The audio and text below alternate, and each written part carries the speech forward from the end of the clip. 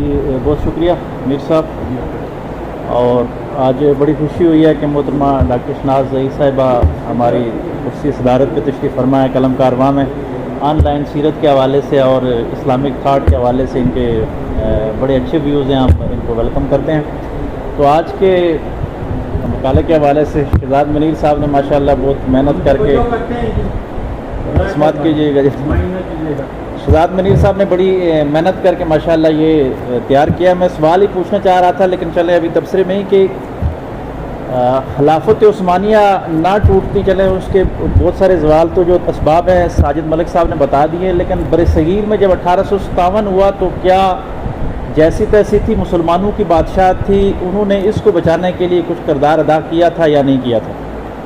اگر وہ ہمیں بچاتے, ہم نے تو خلافت میں الحمدللہ ہمارے حضور علیہ الصلوۃ والسلام نے اس سرزمین کے بارے میں کہا تھا کہ یہاں سے ٹھنڈی ہوائیں آ رہی ہیں. ہم نے ہر دور میں ہمارے حکمرانوں نے اگر نہیں بھی کیا تو ہماری عوام نے امت کی عبادت کے لیے اور اسلام کی سربلندی کے لیے یہ تڑپتے رہے ہیں اس بر صغیر کے لوگ.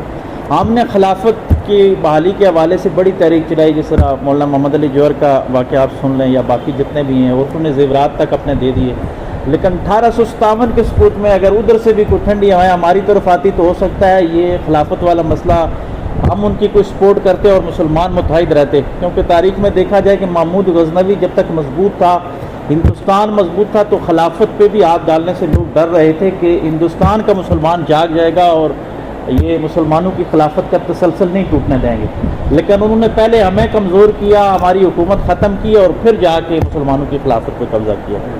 تو دوسری بات جو ہے لانصف عربیہ کی بات تو چلے ہو گئی, لیکن کمال اتاترک صاحب کی بات یہ تاریخ کا ایک, کیونکہ فوجی تھے, وہ کرنل تھے, تو فوجی جو سوچتا ہے, جس طرح شہزاد منیر صاحب نے بھی کہا کہ یہ مشرف صاحب ہمارے پاکستان میں یہ دو ایک جیسی شخصیات گزری ہیں.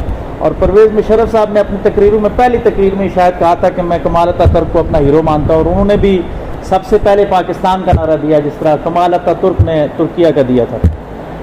میں نے ایک ڈیبیٹ میں کسی فوجی افسر تھے, ان سے میں نے یہ بات کی کہ اسلام کو نقصان پہنچا, تو انہوں نے کہا کہ جب فوجی کمانڈر سوچتا ہے تو وہ نظریات سے تھوڑا سا ہٹ کے زمینی حالات کو دیکھتا ہے کہ زمینی حالات کیا ہیں. وہ پہلے تو سربلندی کی بات کرتے ہیں, لیکن جب دیکھتے ہیں کہ بالکل کچھ بھی نہیں بچ رہا تو وہ کچھ ایسا کر کے کہتے ہیں جتنا حصہ بچ سکتا ہے اس کو بچا لیا جائے. تو کمال اتاترک نے قومیت کا نعرہ لگا کے ترکوں کو برطانیہ کی غلامی میں, کیونکہ یورپ کے ساتھ لگتے تھے اور یہ ان کے ساتھ جا سکتے تھے, اتنا بچا لیا. لیکن بدلے میں وہ اتنا مغلوب ہو گیا کہ وہ بندہ اسلام سے